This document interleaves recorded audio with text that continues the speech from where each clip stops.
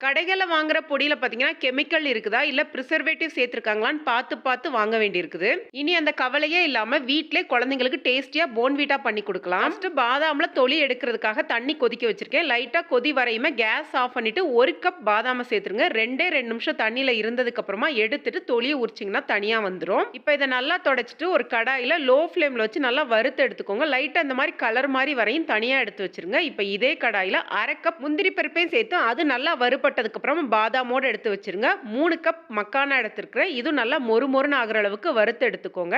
இப்ப இது எல்லாம் ஆறுனதுக்கு அப்புறம் மிக்ஸியில போட்டு பொடி பண்ணி எடுத்துருங்க. இதோடவே 1/2 கப் கொக்கோ பவுடர், 2 கப் நாட்டு சர்க்கரை சேர்க்கிறேன். இப்ப இது எல்லாமே சுத்தி எடுத்தீங்கன்னா, டேஸ்டியான ஹோம்மேட் போன்விட்டா தயாராயிருச்சு. இத வெளியில நீங்க 1 மாசம் வரைக்கும் ஸ்டோர் பண்ணி வச்சுக்கலாம். ஃப்ரிட்ஜ்ல வச்சீங்கன்னா 2லிருந்து 3 மாசம் வரைக்கும் ஸ்டோர் பண்ணி வச்சுக்கலாம்.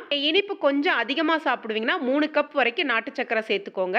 இது சூடான பாலோட நல்லா இருக்கும். அதே நேரத்துல சில்லுன்னு சாப்பிட்டாலும் ரொம்ப நல்லா இருக்கும். கண்டிப்பா ட்ரை பண்ணி பாருங்க. நன்றி, வணக்கம்.